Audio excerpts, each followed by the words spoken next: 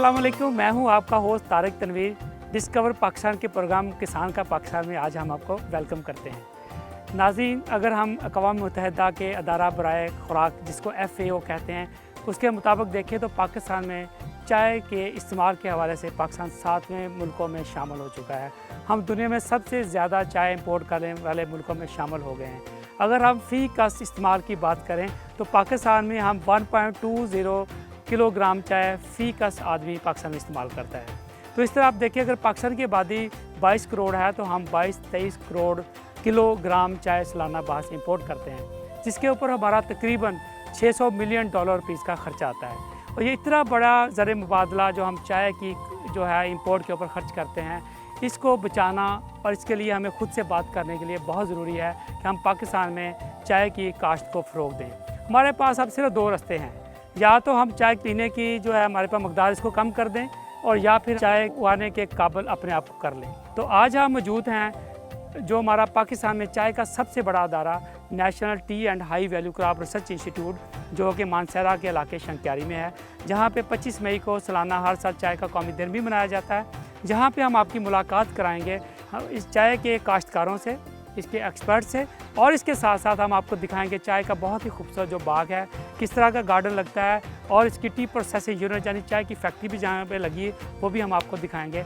चलिए मेरे साथ।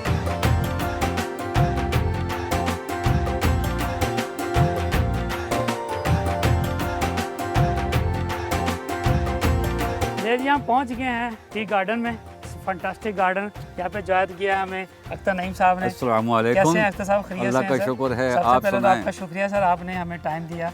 बड़ा अच्छा, ये कौम के लिए, कौम के कौमी कामों के लिए हमारे पास वक्त ही वक्त है हमारे पास। बिल्कुल ठीक है जी। बड़ा अच्छा जी वेदर मानसहरा का और चाय का गार्डन, इट्स वंडरफुल एक्सपीरियंस। हमें तो खुशी हुई है कि आप हमारे इलाके में आए। चाय कब से आप कर रहे हैं और ये शौक कैसे हुआ? ज़रा उम्र रफ्ता को आवाज़ देना।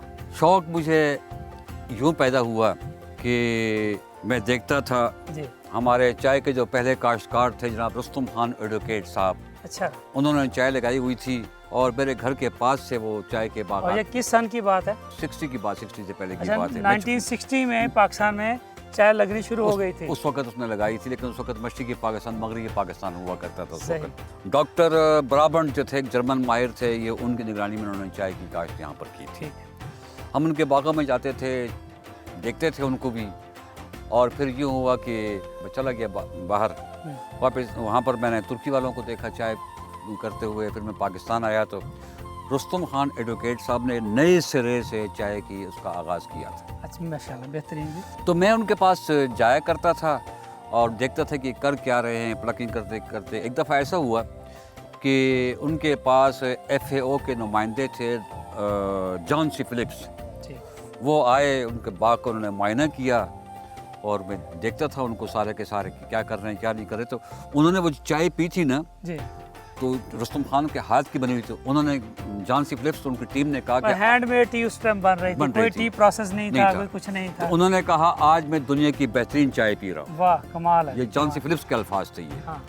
उसके बाद एक माहिर जंगलात थे इंटरनेशनल, रे एटकिंसन साहब, वो आए, मैं उनके साथ रहा और फिर सर करते करते मैं देखता करते क्या है, मुझे दिलचस्पी पैदा हो रही थी। तो अभी कितने एरिया पे लगी हुई है चाय जो है? अगर हम मानसहरा की बात करें या बाकी बात करें, ओवरऑल कितने गार्डन हैं और कितने एरिया में लगी हुई है चाय यहाँ पे? तकरीबन 33 एकड़ इनकी चाय। इसकी नाकामी की बुनियादी वजह एक तो ये कि उस चाय तो लगा दी लेकिन फैक्ट्री कोई भी नहीं थी, प्रोसेसिंग यूनिट नहीं बन सकती। जी जी, लेकिन अब तो टाइम वो अब तो कहते हैं लग चुका है पाकिस्तान में, ब्लैक टी का भी, ग्रीन टी का भी लग चुका है। तो कितना रोजगार आप समझते हैं पाकिस्तान में इस हवाले से आ सकता है, जो हमारी यूथ है या हमारे जो लोग हैं यहाँ के मानसहरा में या जहाँ पे भी काश्त हो रही है चाय? 64,000 एकड़ रकबा सूटेबल फॉर टी ये पाकिस्तान में है, जिसमें कि ज़रा मानसहरा ये 1000 डिवीज़न का आप समझ लें। उसके बाद स्वात का कुछ एरिया है, आज़ाद कश्मीर का कुछ एरिया इसमें है जी। इस वक्त यही है वो एरिया है जहाँ पर कि चाय कमाई से लग सकती है, क्योंकि इसमें होता है कि pH इसकी जो है ना ज़मीन की तेज़ाबियत वो 4.5 से 6.5 के दरमियान हो, तो उसमें वो चाय तेज़ाबी ज़मीन, उसमें वो ज़्यादा अच्छी चाय लग सकती है।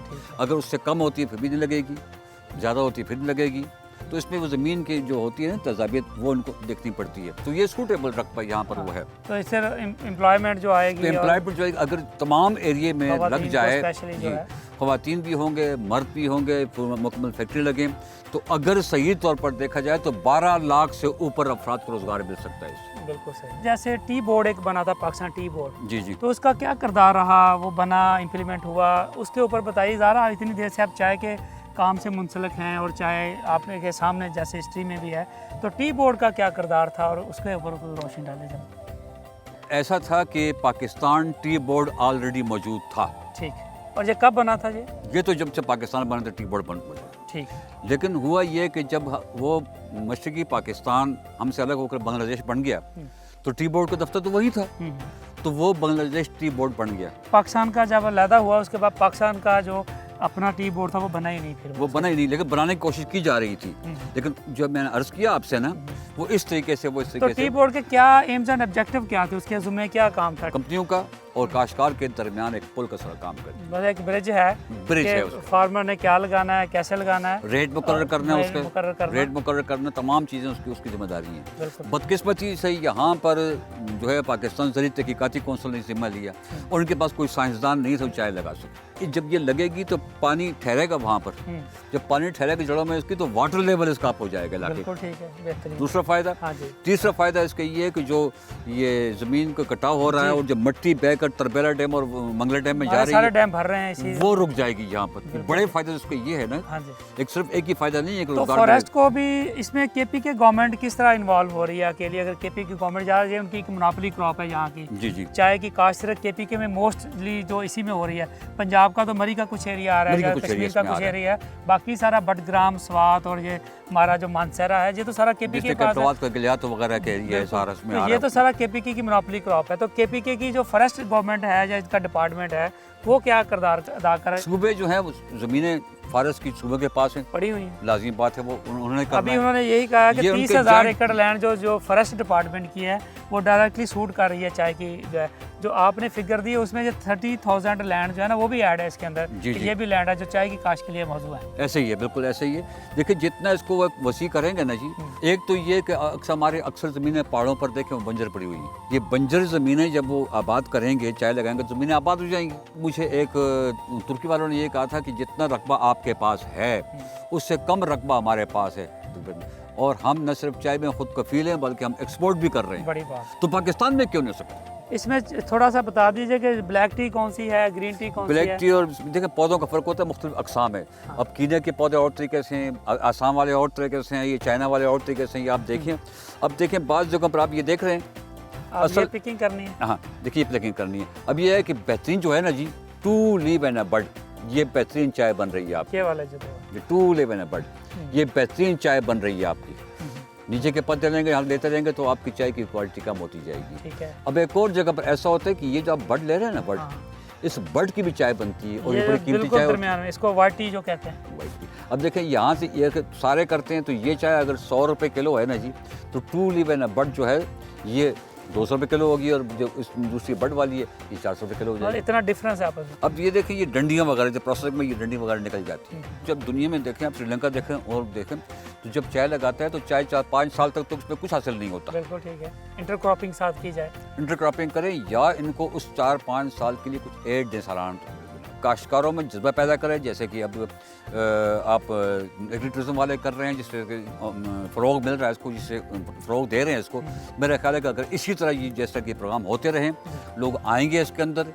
इस वक्त अवेयरनेस भी लोगों की इतनी नहीं है जितनी होनी चाहिए, वो भी नहीं है। आप लोगों का प्रोग्राम जो है बेहतरीन प्रोग्राम है, डिस्कवर पाकिस्तान है, ये प्रोग्राम चला रहे हैं, तो मैं समझता हूँ कि ये बहुत बेहतरीन अवेयरनेस आएगी। अच्छा, बहुत से लोगों को तो पाकिस्तान पता ही नहीं कि हमारे पास चाय के बाग भी मौजूद हैं यहाँ। हाँ जी, ऐसा ही है, ऐसा ही है। अब देखिए वो दूसरी कंपनी वाले भी यहाँ पर, निजी कंपनी वाले भी है, नाम तो नहीं ले सकता उसका मैं, निजी कंपनी वाले भी हैं, वो भी कर रहे हैं, वो ब्लैक टी कर रहे हैं। उनके पास जो पौधे लगे हुए हैं वो कीनिया के, यहाँ पर जो पौधे लगे हुए चाइना के लगे हुए। तो आपने जो लगाए थे वो आपने कौन से लगाए थे? मैंने कीने के लगाए। आपने कीने से कीने के लगाए थे। तो रिसर्च की कमी है या रिसर्च की कमी पूरी है? रिसर्च हमारे पास पूरी देखिए जो है ये NTHRI जी, इनका काम था तहकीक करना, इन्होंने तहकीक कर ली, इनका काम खत्म हो गया। ठीक। तो अब आ गई ये आए टी बोर्ड का काम, अब उसका काम हो गया। बिल्कुल। जी बुनियादी बात ये है। बेहतरीन जी बात की है आपने। अख्तर नहीं साहब, एक आप चाय की कल्टीवेशन के हवाले से एक नज़म बोलते होते हैं, आपने एक नज़म भी लिखी है, तो वो भी ज़रा अरशाद फरमाइए।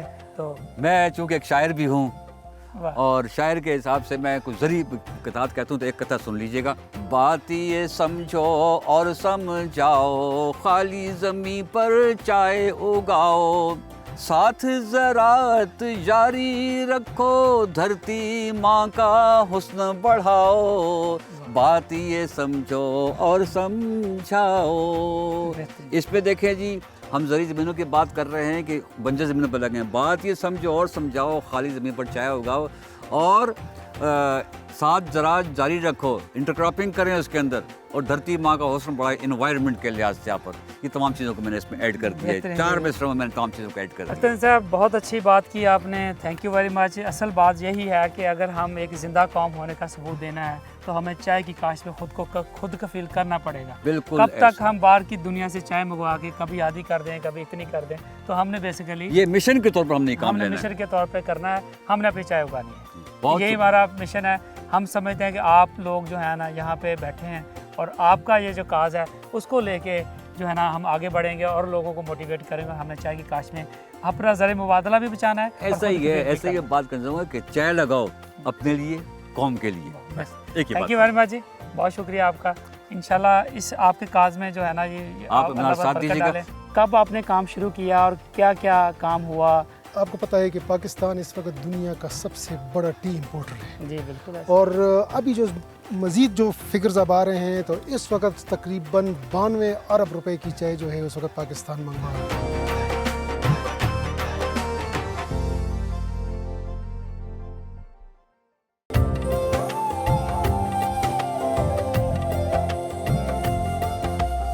जी हम पहुंच गए हैं ये जो पाकिस्तान का सबसे खूबसूरत टी गार्डन्स में, और हमें ज्वाइन किया है डॉक्टर फ़रख सैयद हामिद साहब ने। इनसे हम आज बड़ी टेक्निकल बातें करने जा रहे हैं कि पाकिस्तान में चाय की काश्त के हवाले से क्या क्या इक़दामात हुए और डॉक्टर साहब की क्या खिदमात थी इस हवाले से। कब आपने काम शुरू किया और क्या क्या काम हुआ? असल में ये आपको पता है कि पाकिस्तान इस वक्त दुनिया का सबसे बड़ा टी इम्पोर्टर है। जी बिल्कुल। और अभी जो मज़ीद जो फिगर्स अब आ रहे हैं, तो इस वक्त तकरीबन 92 अरब रुपए की चाय जो है उस वक्त पाकिस्तान मंगवा रहा है। बिल्कुल। और पाकिस्तान सबसे ऊपर टॉप पे है जो चाय मंगवाते हैं।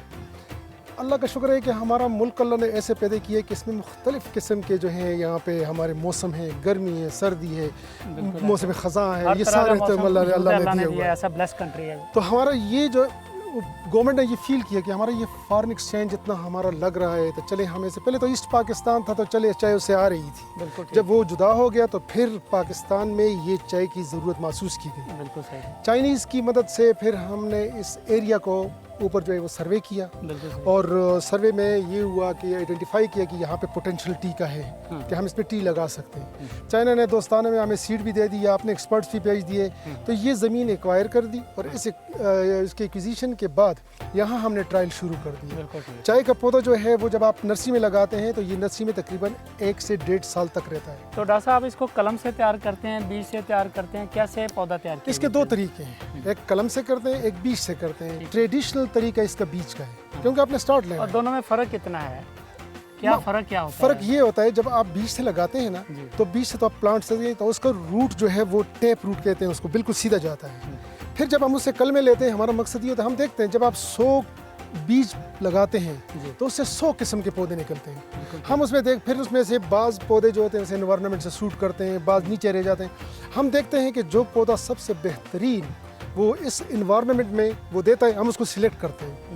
उसकी सिलेक्शन के बाद हम क्या करते हैं कि हम उससे कलमे ले लेते हैं, और उसी पौधे को फिर हमने आगे बढ़ाना हो। तो कलमों के लिए ये है कि हमारे यहाँ पे मौसम जो सितंबर अक्टूबर है कि उसमें हम कलमे ले लेते हैं, और बीज जो है इसको, बीज के लिए अपने पौधे होते हैं जो बड़े बड़े दरख्त बन जाते हैं, उससे बीज हम चुनते हैं, और बीज ये नवंबर दिसंबर में हम लगाते हैं। तो फिर उसके बाद जब उसको फील्ड में लगाते हैं तो उसमें जो अच्छे पौधे निकल आते हैं तो उसको सिलेक्ट करते हैं, उससे फिर हम कलमे लेते हैं, तो वो कलमों को फिर हम आगे करते हैं।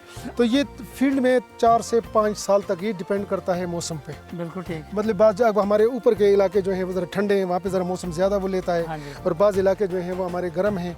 ये इलाके जो ज़रा थोड़ा उसकी निस्बत गर्म है, तो यहाँ पे 4 साल के बाद अपनी फसल शुरू करता है। बिल्कुल ठीक। मतलब कहीं पर 3 साल से लेकर फिर 5 साल तक इस आप तरह दे वो सकते होता रहता है। थे। तो ये फिर इकोनॉमिकल लाइफ पौधे की जो है वो 90 साल है, 90 से 100 साल तक आपको ये पौधा जो है वो देगा। बेहतर मतलब 90 साल से ज़्यादा इसकी उम्र है, तिब्बी उम्र चल जो मैंने चलता रहता है। चाइना में 800 साल के पौधे भी देखे हैं। अच्छा 800 साल तक भी उसके वो भी दे रहे देखे हैं बिल्कुल मैंने। सही। लेकिन इसमें ये होता है कि जाहिर है कि उसके बाद प्रोडक्शन कम हो जाती है। हाँ जी। फिर इसकी हाइट जो है वो इस तरह रखी जाती है कि जितने लोगों की कद हो आसानी से प्लक कर वो सकें। उसी काट के उसको तो रखा दो जाता तरीके से करते हैं, एक मैकेनिकली करते हैं और एक हैंड प्लकिंग करते हैं। है। बिल्कुल ठीक। तो जब आप हैंड प्लगिंग करते हैं तो उसमें आप लीव्स को कि ये जितना आप लीव आप कहते हैं उनको कि जी मैंने 2 पत्ते और ये चुनना है, हाँ। तो वो आसानी होती है। लेकिन जब आप मशीन से करते हैं क्वालिटी कंट्रोल नहीं की जा सकती। तो अब ये है कि ये हमारे ट्रायल्स थे बिल्कुल जो हमने किए। हमने क्या किया कि हमने चाय लगाई, उसके बाद हमने इससे प्लकिंग की, प्लकिंग के बाद हमने ग्रीन टी बनाई, ब्लैक टी बनाई, बिल्कुल ठीक। ब्लेंड कर दी, मार्केट में हमने उसको मार्केट कर दिया। बिल्कुल ठीक। फिर उसके बाद हमने ज़मींदारों के पास गए, हाँ। उनके ज़मीनों पे भी हमने ट्राई किया, district Mansehra, district Swat, district Battagram, Buner, यहाँ पे। बिल्कुल। अब ये है कि हम ट्रायल जहाँ तक रिसर्च है तो रिसर्च हमारी है बिल्कुल कामयाब है। बेहतरीन। हमने साबित मतलब कर आपकी दिया कि रिसर्च चाय में हो सकती है। साबित हो गया साबित जो हो ये गया। गार्डन भी साबित कर रहा है सब कुछ कि है। ये पाकिस्तान में चाय की काश्त जो है मुमकिन है, बिल्कुल। कामयाब है और हो रही है। अब हम चाहते हैं कि इसको हम ले जाते हैं वेस्टलैंड में, ठीक। वो वेस्टलैंड जो कल्चरेबल वेस्टलैंड हो, बिल्कुल ठीक है, जो फॉरेस्ट की ज़मीनें हैं। जहाँ पे ज़मीनें जो है वो फॉरेस्ट से क्लीन हो गई हैं। हाँ। तो उससे क्या हो जाता है कि एक तो अगर हमने वहाँ पे चाय लगा ली तो कटाव जो होता है इरोजन वो जो हमारे डैम कंट्रोल हो बन रहे हैं, जाएगी, जो बालू डैम भर रहे हैं वो किस्सा ख़त्म हो जाएगा। बिल्कुल ठीक। पेरिनियल ये है, आप देख सकते हैं इसको, ये पेरिनियल क्रॉप है, कितना अच्छा सा मौसम होता है। तीसरी बात ये है कि जहाँ भी ये टी जिसको आप प्लग करते हैं ना, जी। इसको विद इन 4 to 5 आवर्स इसको फैक्ट्री तक ले जाना पड़ता है। बिल्कुल ठीक। तो आप दुनिया में जहाँ भी देखें जहाँ चाय की प्लांटेशन होगी वहीं पे फैक्ट्री होगी। जैसे आपने यहाँ पे लगाई हुई है। तो ये फैक्ट्री फिर देखें, ग्रीन टी की फैक्ट्री, ब्लैक टी की फैक्ट्री, फिर उसके जो चेस्ट बनते हैं, बोरियां बनती हैं वो की, तो कितने लेबर उसमें आते कितनी हैं। लेबर आती तो लोगों को एम्प्लॉयमेंट अपॉर्चुनिटीज़ भी मिलती हैं। बिल्कुल सही। फिर उसके बाद ये है कि ये वाइल्ड लाइफ का देख रहे हैं आप, इसके अंदर जाएं तो आप किस्म किस्म के परिंदे आपको मिलेंगे, बिल्कुल, उनके लिए भी फ्लोरा, वो फाना होता है, है, सारा कुछ भी वो होता है।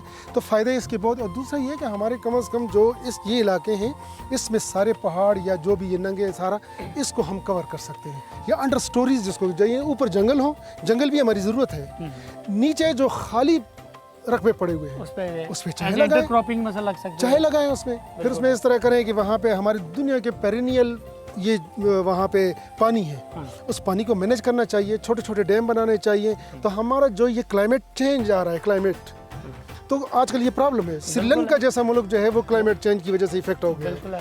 लेकिन हम अगर यही छोटे छोटे डैम वहाँ पे बना दें और उसके ये जब ज़रूरत पड़े ग्रेविटेशनल फ्लो पे हम इस पे वो कर लें, इरिगेशन करें, हमें कभी भी ये प्रॉब्लम नहीं आएगी। तो डॉक्टर फखर साहब ये भी बताइए कि आपने एक सक्सेसफुल कामयाब एक तजर्बात भी कर लिए और फिट भी हो गई, तो क्या अवामल थे पाकिस्तान में चाय की काश्त मकबूल क्यों नहीं हो सकी? फिर इसके क्या अवामल थे जो आप समझते हैं? ज़रा आपने इस अदारे को हेड किया है, जिस अदारे में ये शुरुआत आपसे हुई, डॉक्टर साहब आप यहाँ पे एज ए डायरेक्टर भी आपने इतने साल गुजारे हैं, तो क्या वजूहत थी? आपसे बेहतर शायद ये कोई बात बता ही नहीं सके इस बात। नहीं, बिल्कुल आपकी बात सही है। हमारे ट्रायल्स हमने कर लिए, जब हम फार्मर्स फील्ड पे गए ना तो हमने स्टार्ट ले लिए कल्टीवेटेड लैंड से। ठीक है।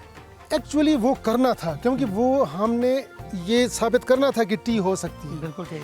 अब फार्मर जो है वो बेचारा, मैंने आपको पहले बता दिया कि ये 3 से 5 साल लेती है, हमारा फार्मर वहाँ तक वो नहीं कर सकता। जब फार्मर के हमने उससे लगा लिया तो चूंकि हम गवर्नमेंट का हमारा ये तरीक़ाकार होता है कि उससे हम लीज परचेज करते हैं। ठीक। तो हमारे पास जब प्रोजेक्ट नहीं होते हम फिर परचेज नहीं कर सकते, वो फार्मर बेचारा ये किसको देगा? बिल्कुल ठीक। एक बात। दूसरी बात ये है कि ये फार्मर जो है वो इतना वेट नहीं कर सकता 4-5 साल तक। तीसरी बात इस तरह है ना कि लोगों की आपस में मुश्तरका ज़मीन है। ठीक। अब ये 5 साल 6 साल के बाद तैयार हो गई है। उधर क्या हो गया, जिस बंदे के साथ हमने एग्रीमेंट किया खुदा न खास्ता वो फोत हो गया, उसके बच्चे हैं। एक कहता है जी मैं तो ज़मीन फ़रोख्त करता हूँ, दूसरा कहता है मैं इस पर गंदम लगाता हूँ, तीसरा कहता है कि यार मैं घर बनाता हूँ। तो वो ज़मीन जब बंटवारा हो जाती है तो उसके आगे फिर कोई क्या रह जाता है। तो मकसद ये है कि ये कुछ प्रॉब्लम्स हैं सोशल सारे, जिसकी वजह से ये आगे न जा सका। लेकिन इसके लिए मैं बार बार इनको कहता हूँ कि हमें वो काम करना चाहिए। ये साबित हो गया कि टी हो गई है। अब टी प्रोड्यूसिंग कंट्रीज है, तुर्की है, इंडिया है, श्रीलंका है, जापान है, वो क्या कर रहे हैं? उनके एक ख़ास इदारे होते हैं, जहाँ टी बोर्ड है, टी अथॉरिटी है, वो बोर्ड क्या करता है, यही जो फार्मर के प्रॉब्लम है उसे परचेस करना, उसको वक्त पे पैसे देना, उनके उसकी सेफ्टी करना। तो वो पाकिस्तान क्यों में करेंगे? टी बोर्ड जो सा पाकिस्तान टी बोर्ड है उसके को क्यों ना फिर बन सका? उसकी टी क्या बोर्ड से मसला ये है कि पाकिस्तान टी बोर्ड उस वक्त था जिस वक्त ईस्ट पाकिस्तान था, उस वक्त हम एक्सपोर्टर थे। बिल्कुल ठीक जब वो अलहदा हो गया तो हम इम्पोर्टर हो गए। जी। तो वो टी बोर्ड चूंकि फिर हमारे ये एक्सपेरिमेंट शुरू हो गए, पाकिस्तान एग्रीकल्चर रिसर्च काउंसिल ने ये सारे जो है वो शुरू कर दिए हैं ये एक्सपेरिमेंट्स। जी ठीक। तो उस वक्त बोर्ड को किसी ने छेड़ा ही नहीं। बिल्कुल ठीक। अब ज़रूरत पड़ गई है अब कि हम जरूरत है। इकट्ठे हो जाए। अब ये इस वक्त FAO ने एक प्रोजेक्ट जो है उसको लॉन्च किया है। आप FAO के साथ भी अभी अब आप attach आजकल हुए हैं? मेरी कंसल्टेंसी है FAO के साथ एज ए बेहतरीन। Technical consultant. बेहतरीन, मेरे साथ बेहतरीन। मेरा दोस्त है डॉक्टर खुर्शीद साहब जो है वो पॉलिसी कंसल्टेंट है। बिल्कुल ठीक है। तो हमने क्या इनके साथ मिलके हमने क्या करना है, PRC के साथ, फिर मिनिस्ट्री ऑफ फूड सिक्योरिटी, फिर कॉमर्स फेडरल लेवल पे, और ये जो है क्या नाम है प्रोवेंशन लेवल, फॉरेस्ट है, एग्रीकल्चर है, और साथ ही वाटर मैनेजमेंट है, इन सबको इकट्ठा करें। टूरिज्म है, टूरिज्म का भी इसमें बहुत बड़ा रोल है। आप दुनिया में टी के जितनी कंट्रीज़ हैं अगर उसको देखें तो वहाँ पे आप टूरिज्म को देखें, वो बहुत ज़्यादा कुछ उससे कमाते हैं। बिल्कुल ठीक। तो ये भी इसका एक पार्ट है। हम इन सब को मिल मिला के, अब दूसरी भी हमारी खुशकिस्मती, हमारा CPEC रूट जो है वो लकीली थ्रू प्रॉस्पेक्टिविटी ग्रो एरिया से गुजर रहा है। उसमें चाइना भी इंटरेस्टेड है, हम भी इंटरेस्टेड हैं कि CPEC के साथ एक टूरिज्म के कुछ स्पॉट्स बन जाए। बेहतरीन। तो उसके ज़ाहिर है ये अट्रैक्शन होगी। टी गार्डन को ही आप मेन फोकस ठीक कर रहे है, हैं। फोकस कर तो ये लेते इसका हैं। मतलब FAO जो है उसने मान लिया है कि अब हमने FAO टी कहते हैं कि हमने अब आपको एक स्ट्रक्चर बना के देना है कि भाई आप इस स्ट्रक्चर के तहत काम करें ताकि ये टी जो है वो कमर्शलाइज हो जाए। फिर इसकी काश्त के बारे में थोड़ा सा रोशनी डालिए कि किस तरह की ज़मीनें इसके लिए रिक्वायर्ड होती हैं, और आपने पाकिस्तान में कौन कौन से एरिया में ज़मीनें जो है ना जो टेस्ट के इसके चाय के लिए? इसके लिए बुनियादी चीज़ जो है वो सॉइल एसिडिटी है, जिसको हम कहते हैं तेज़ाबी ज़मीन। हाँ। दूसरी बात ये है कि बारिशें जहाँ पे अच्छी हों, ये कोई ज़रूरत नहीं है कि तेज़ाबी अगर ज़मीन बारिशें हों, बारिशें हों, ठीक है। और ये ठीक है ज़मीन फ्लैट हो, कंटूर उस मतलब है कि डलवान हो या छोटे छोटे टेरेसेस हों, इस पर फ़र्क नहीं पड़ता। और कौन से एरिया में ये तो ज़मीनें अब हमने जो किया हुआ है तो हम हमारे इसके मुताबिक ज़िला मानसहरा, ज़िला बटाग्राम, ज़िला स्वात, ज़िला बुनेर और ज़िला दीर, और ये 5 में हम फोकस भी हम इस पे करेंगे अब, ताकि यहाँ पे हम इस प्लांटेशन को अब कमर्शलाइजेशन की तरफ ले डॉक्टर साहब पर एकड़ कितना खर्चा आता है इसके ऊपर? असल में ये तो डिपेंड करता है, क्योंकि आजकल आपको कुछ फर्टिलाइज़र का पता है, सारा उसको पता है, लेकिन ये है कि 3 साल का खर्चा मेरा ख्याल है कि ये 4-5 लाख के करीब आएगा। क्यों? 4-5 लाख रुपए 3 साल का 3 साल का। उसकी वजह ये है पौधे की कि कीमत ही बहुत थोड़ी है इसकी तो। पौधे जो है ना वो तो अमूमन हमारा जो टी इंस्टीट्यूट है वो तो फ्री देता था पहले, बिल्कुल ठीक। तो लेकिन उस पर भी तकरीबन कुछ 5 से 10 रुपए तक खर्चा आता है। जब ये सारे उसमें वो करने पड़ते हैं ना, तो वो आते हैं उसमें, और फिर इसकी मैनेजमेंट है, इसके साथ साथ मैनेजमेंट करनी पड़ती है, इसकी ट्रेनिंग करनी पड़ती मतलब है। इजी क्रॉप है, इतनी कोई मुश्किल क्रॉप मुश्किल नहीं है, नहीं बड़े है, आराम से हो ये तो सकती हर चीज़ जो है वो मेहनत मांगती है। आप तो कोई फलदार भी लगाएं, अगर आपकी ट्रेनिंग पूरी नहीं करेंगे तो वो तो जंगली हो जाएगा। डॉक्टर साहब thank you very much. Thank you very बहुत much। शुक्रिया, आपने अच्छा कीमती टाइम दिया। टी गार्डन टूरिज्म दुनिया में क्या स्टेटस है और पाकिस्तान में इस टूरिज्म को देख के किस तरह की एंटरप्रेन्योरशिप देख रहे हैं? टूर के लिए आए, बैकग्राउंड पे ये लश ग्रीन एनवायरनमेंट हो और टी का एक कप हो, कैमल राइड हो, कोई हार्स राइड हो, बच्चों के लिए प्लेइंग एरिया हो, रेस्टोरेंट फूड हो।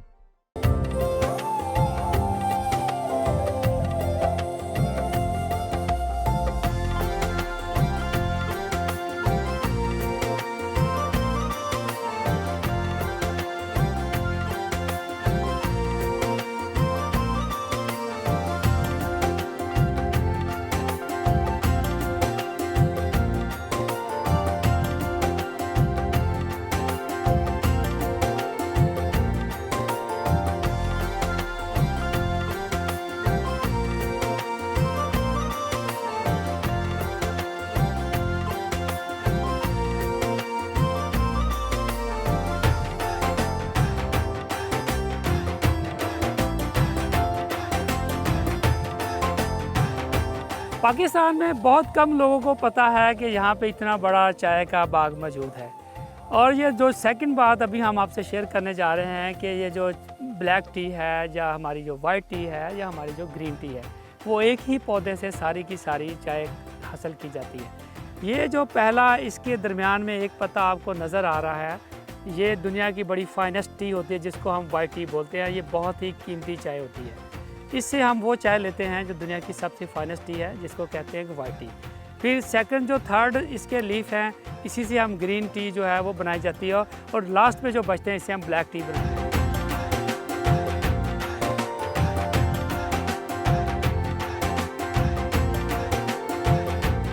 ये टी गार्डन टूरिज़्म जो है ये दुनिया की बहुत बड़ी इंडस्ट्री बन चुकी है। तो पाकिस्तान में भी हम देख रहे हैं कि ये इतना खूबसूरत गार्डन है, इसके क्या मल्टीपल पर्पज़ निकल सकते हैं, क्या यूटिलाइज़ हो सकता है। तो हमारे साथ अभी हमें ज्वाइन किया है डॉक्टर मोहम्मद आलम साहब ने, और ये आलम साहब जो हैं ये यहाँ पे जो है हज़ारा यूनिवर्सिटी है वहाँ पे हेड ऑफ डिपार्टमेंट रहे हैं, जो टूरिज़्म है हॉस्पिटैलिटी का जो डिपार्टमेंट है, अभी भी वहाँ पे प्रोफेसर हैं, पढ़ा रहे हैं। हम इनसे जानेंगे डॉक्टर साहब से कि ये टी गार्डन टूरिज़्म दुनिया में क्या स्टेटस है, और पाकिस्तान में इस टूरिज़्म को देख के किस तरह की एंटरप्रेन्योरशिप देख रहे हैं। जी डॉक्टर साहब। मैं एक छोटा सा ग्लिम देना चाहूँगा, अगर कोई यहाँ पे हो और टूर के लिए आए, बैकग्राउंड पे ये लश ग्रीन एनवायरनमेंट हो और टी का एक कप हो, और फिर उसके बाद जो है कोई राइड हो, कोई कैमल राइड हो, कोई हार्स राइड हो, बच्चों के लिए प्लेइंग एरिया हो, तो ये कितना ऑथेंटिक रेस्टोरेंट फूड हो। जब हम टी टूरिज़्म की बात करते हैं तो नेचुरली जो एनवायरनमेंट यहाँ पर क्रिएट होता है ये इतना रिबूस्ट होता है, इतना अट्रैक्टिव होता है कि ख़ुद से यहाँ पर एक चार्मेंट, एक एक्साइटमेंट जो है क्रिएट हो जाती है। जनरली मैं कहूँ तो हमारा जब दिन का आगाज़ होता है टी से शुरू होता है, और फिर जब इख्तिताम होता है तो बहुत सारे लोगों का इख्तिताम भी टी पे हो जाता है, वो ग्रीन टी में हो या हर्बल टी पे हो। अगर हमारे डोमेस्टिक टूरिस्ट जो इस वक्त है वो है 74 मिलियन, ठीक, अगर ये हर एक सुबह एक कप चाय पिए एज ए टूरिस्ट, तो ये इंडस्ट्री को 3 बिलियन रुपए दे रहे हैं। This is a strong point. कोई ऐसा टूरिस्ट नहीं है, आप देखें ग्रुप ऑफ टूरिस्ट हो सकते हैं, वो किसी डेस्टिनेशन पे जाए और टी को एंजॉय ना करें। सो दोनों साइड से एक सो हम कह सकते हैं कि टी बड़ा अहम है, तो क्यों ना इसको ग्रो किया जाए, टूरिज़्म को अट्रैक्ट किया जाए। एक्सपोर्ट अर्निंग जो हमारी है टूरिज़्म से, इसको हम एनहांस करें, और जो इम्पोर्ट टी के ऊपर हो रही है उसको हम रिड्यूस कर सकते हैं। दूसरा, दुनिया में देखें आप, श्रीलंका में, इंडिया में तो टूरिज़्म को 70s के अंदर जो है, अगर आप सॉन्ग्स में देखें तो उसको प्रमोट किया गया है, और टी गार्डन भी टी गार्डन्स बनाए हैं। फिर जो एनवायरनमेंट होता है, क्योंकि यूजुअली ये हाईलैंड एरिया पे होता है, वेदर कंडीशन उसकी बड़ी डिफरेंट होती है, तो वो एरिया ऑलरेडी जो है वो टूरिज़्म एरिया होता है। फिर उसके बाद इसके अंदर जो फैसिलिटीज़ होती है, जैसे कि हम कहते हैं कि टी टेस्टिंग हाउस या कैफेस, तो आपको वैरायटी ऑफ मेन्यू मिलता है, उस मेन्यू में आप टी को टेस्ट करते हैं। तो ये टूरिज़्म डिपार्टमेंट, मैं समझता हूँ अगर आप लोग कोई इस तरह के किस तरह के इक़दामात करके इसको हैंड ओवर करें और इसको एज ए टूरिस्ट डेस्टिनेशन चलाएं, तो कितना ज़्यादा लोग जो है ना सिर्फ इस गार्डन को देखने के लिए आ जाएं यहाँ पे। बिल्कुल आप सही फरमा रहे हैं। असम के अंदर जब हम देखते हैं तो असम में टी तो काफ़ी टाइम से ब्रिटिश टाइम पे उसको डेवलप किया है, लेकिन असम टूरिज़्म बोर्ड ने उसको अभी 90s के अंदर उसको as a part of policy बनाया। तो क्यों ना हम वो तमाम चीज़ें जो टूरिज़्म के अंदर मौजूद है इस वक्त मुल्क में, हम उसको फोकस क्यों नहीं करते। हम चीज़ें जितनी भी रिसोर्सेज है बाहर से लाते हैं, एक्टिविटीज़ क्रिएट करते हैं जो यूजुअली सम टाइम इस मुल्क के साथ या इस एनवायरनमेंट का सूट भी नहीं करती। तो क्यों ना हम एग्री टूरिज़्म को फोकस करें, क्योंकि उसके ऊपर तो ऑलरेडी हमारी इन्वेस्टमेंट मौजूद है, हमने सिर्फ प्रोडक्ट को रीडिज़ाइन करना है। तो अगर इस गार्डन को या इस तरह के मल्टीपल गार्डन्स को हम ज़रा इनोवेटिव प्रोडक्ट क्रिएट करें, रीडिज़ाइन करें, तो मैं समझता हूँ कि ये तो उनके लिए जन्नत है, ये तो हेवन है for the visitors. Amazing place. तो डॉक्टर साहब, जो आपका जो टूरिज़्म एंड हॉस्पिटैलिटी डिपार्टमेंट है, उस हवाले से बच्चे जो हैं, आप समझते हैं कि आपके पास तो पूरे पाकिस्तान से बच्चे आ रहे हैं, तो पहले तो आप वो करते हैं कि हमने जॉब करनी है, हमने किसी जगह वो नौकरियां ढूंढ रहे होते हैं, तो ये इस तरह की जो काइंड्स ऑफ एंटरप्रेन्योरशिप जिसमें आती है, जिसमें हमारा इसमें रोज़गार भी है, इसमें हज़ार लाखों लोगों के रोज़गार भी वाबस्ता हैं, तो किस तरह देख रहे हैं किस तरह के गार्डन और भी डेवलप किए जाएँ और वो बच्चों को आइडिया दिया जाए कि नौकरियों के बजाय आप एंटरप्रेन्योरशिप बने और उसमें एक एक गार्डन में जो है बेशुमार तरह के पैसे कमाए जा सकते हैं। बिल्कुल। तो क्या वहाँ पे जो इस तरह की पॉलिसी आप बना रहे हैं बच्चों को पढ़ाने में, एंटरप्रेन्योरशिप जो है इस तरह की जो फार्म टूरिज़्म की जो जब हम सस्टेनेबल टूरिज़्म की बात करते हैं या इको टूरिज़्म की बात करते हैं, जहाँ पर हम कम्युनिटी को प्रायोरिटी में रखते हैं, तो जो मॉडल है CBT जिसको हम कहते हैं कम्युनिटी बेस्ड टूरिज़्म, तो उसके मल्टीपल सेगमेंट है। एक सेगमेंट उसका अगर एग्री टूरिज़्म है, और एग्री टूरिज़्म में आप देखिए तो टी टूरिज़्म बड़ा इंपॉर्टेंट है। टी टूरिज़्म में ये है कि आप यहाँ पर जो एम्प्लॉयमेंट जनरेट करते हैं उसमें डायरेक्टली कम्युनिटी इन्वॉल्व होती है, और ये जो पैसा जाता है, अब टी में वैसे भी पूरी अगर आप पाकिस्तान में देखें तो ये टी ही है जो रीडिस्ट्रीब्यूशन ऑफ मनी कर रही है, मतलब कराची से लेके वो लास्ट हम जाएं हुंजा और हुंजा से आगे, तो ये टी ही है जो हर जगह पे स्टॉल की सूरत में लोगों को जो है वो पैसों की ये रीडिस्ट्रीब्यूशन कर रही है। तो अगर हम कम्युनिटी को एम्पावर करना चाहते हैं तो उस चीज़ों पे जाएं जहाँ पर कम्युनिटी ऑलरेडी एंगेज है। 70% आप कहते हैं पाकिस्तान जो है वो एग्रीकल्चर के साथ है। फिर शायद रिसेंट कोई स्टडी में देख रहा था, तो उसमें आप मुझे करेक्ट करें, कोई 4000 एकड़ की जगह लैंड अवेलेबल है जहाँ पर हम टी ग्रो कर सकते हैं, और ये तमाम जो है एक टी स्टेट्स के अंदर कन्वर्ट हो सकते हैं। टूरिज़म पॉलिसीज़ के अंदर एग्रीकल्चर टूरिज़म को और टी टूरिज़म को प्रमोट होना चाहिए, क्योंकि उस रूट में अगर हम इसको डेवलप करते हैं और दूसरा डिपार्टमेंट को लिंक होना चाहिए। कोई डिपार्टमेंट कोई भी फॉर्म जो है वो अगर सोली वो काम करे वो नहीं हो सकता। टूरिज़म बेसिकली है मिक्सचर ऑफ डिफरेंट डिपार्टमेंट है, सारे मिल के काम करेंगे तो प्रमोट होगा। क्योंकि अगर हमने गार्डन बनाया, हमने टी प्रोड्यूस की है, तो हमने कस्टमर को देना है। विजिटर टूरिस्ट हमारे ऐसे कस्टमर है जो कि आपके मल्टी यूज़ में आते हैं, वो फूड भी खा रहे हैं, चाय भी, बेवरेजेस भी, फिर उसके बाद मल्टीपल वो साथ भी ले जाते हैं एज ए सेवेनियर। तो ये सारा कुछ इस गार्डन के अंदर हो सकता है, बस हमने इस प्रोडक्ट को रीडिज़ाइन करना है। ऐसा ये आखिरी बात, हमारे जो स्टूडेंट्स हैं उनको ज़रा आप अपने बच्चे जो जिनको आप पढ़ा रहे हैं, आपने हेड भी किया है पिछले 4 साल इतने बड़े अदारे को और उसके जो टूरिज्म डिपार्टमेंट को, अभी भी आप वहाँ पे पढ़ा रहे हैं, तो इस हवाले से कोई बताइए, अगर आपने बच्चों को कोई इस तरह के मॉडल जो बनाए हों या बनाने का इरादा जो यूनिवर्सिटी के प्लेटफॉर्म से भी हों या प्राइवेट सेक्टर में हो? टूरिज्म में तो एज ए सब्जेक्ट हम सस्टेनेबल टूरिज्म के अंदर CBT मॉडल और फिर एग्री टूरिज्म को, बल्कि लास्ट तो हमने अभी रिसेंटली एक कॉन्फ्रेंस भी किया था एग्री टूरिज्म के, और आपके वसात से किया था। बेसिकली हमारे स्टूडेंट है ही इस एरिया से, सो जब हम उनको आइडिया रखते हैं और रीडिज़ाइन करके प्रोडक्ट रखते हैं तो उनके दिमाग को क्लिक कर जाता है। और बहुत सारे ऐसे स्टूडेंट हैं जो अपने फार्म को ब्रांड करना चाहते हैं। और अब जैसे हम कहते हैं फार्म स्टे, तो ये हम हॉस्पिटलिटी के अंदर होटल प्रोडक्ट या हॉस्पिटलिटी प्रोडक्ट है, तो इसके बारे में स्टूडेंट्स को हम बताते हैं। तो फार्म से भी एक तरह का पॉपुलर हो रहा है ये आइडिया। ऑफ कोर्स अभी आप अगर AJK साइड पे जाएं या नॉर्थ में जाएं तो शिफ्ट हो रहा है, लोग जो है होटल से फार्म स्टे में आ रहे हैं। जो ये बड़ा सस्टेनेबल आइडिया है। फार्मर को भी एक तरह का एज ए होस्ट वो जो है ना वो ऊपर उठेगा, अपलिफ्ट होगा, वो उसको भी इकॉनमी बेहतर होगी। ऑफ कोर्स लेकिन मैं समझता हूँ कि as a separate subject agri tourism को हर एक यूनिवर्सिटी को कोर्स में लाना चाहिए, क्योंकि हम बेस ही कर रहे हैं एग्रीकल्चर कंट्री के। बेहतरीन डॉक्टर साहब, बहुत अच्छी बात की आपने। तो मेरा ख्याल है कि हम देख रहे हैं कि टी गार्डन टूरिज़म जो है ये दुनिया की ना सिर्फ इंडस्ट्री बनने जा रहा है, और अगर हम पाकिस्तान में इस तरह के गार्डन्स जो है उसको प्रमोट करके एक टी गार्डन टूरिज़म में ले जाएं तो एक बहुत बड़ी इंडस्ट्री डेवलप हो सकती है। नाज़रीन, देखा आपने कि आज के जो किसान के प्रोग्राम में हमने चाय की काश्त से हमने काम शुरू किया। चाय की काश्त जो है पाकिस्तान में कितनी बड़ी हमारी ज़रूरत है। अगर हम इसके ऊपर देखें तो पाकिस्तान में 1,80,000 एकड़ रकबा ऐसा है जो कि हमारा ये जो हज़ारा डिवीज़न है, हमारे इसी तरह मालाखंड है, स्वात है, मरी है और कश्मीर का कुछ एरिया है, जिस पे हम इतने बड़े एरिया में चाय उगा के एक बहुत बड़ी जो है हम अपनी इंपोर्ट के ऊपर जो हमारा बहुत बड़ा जो चाय की इंपोर्ट के ऊपर जो हमारा बिल लगता है ज़र मुबादला, उसको बचा सकते हैं। ना सिर्फ अपना ज़र मुबादला बचा सकते हैं बल्कि इसके साथ साथ हम इसकी जो टी गार्डन टूरिज़म है, जो दुनिया की उभरती हुई इंडस्ट्री है एग्रीकल्चर टूरिज़म, इस इंडस्ट्री को प्रमोट करके हमारी जो यूथ है इस इलाके की, जो लोकल हमारी यूथ है, इनको भी हम इनपावर करें, इसको भी हम एंटरप्रेन्योरशिप में लेके जाएं, तो इनके लिए हम तरक्की की नई राहें खोल सकते हैं। तो उम्मीद है कि हमारा आज का जो प्रोग्राम है वो आपको पसंद आया होगा।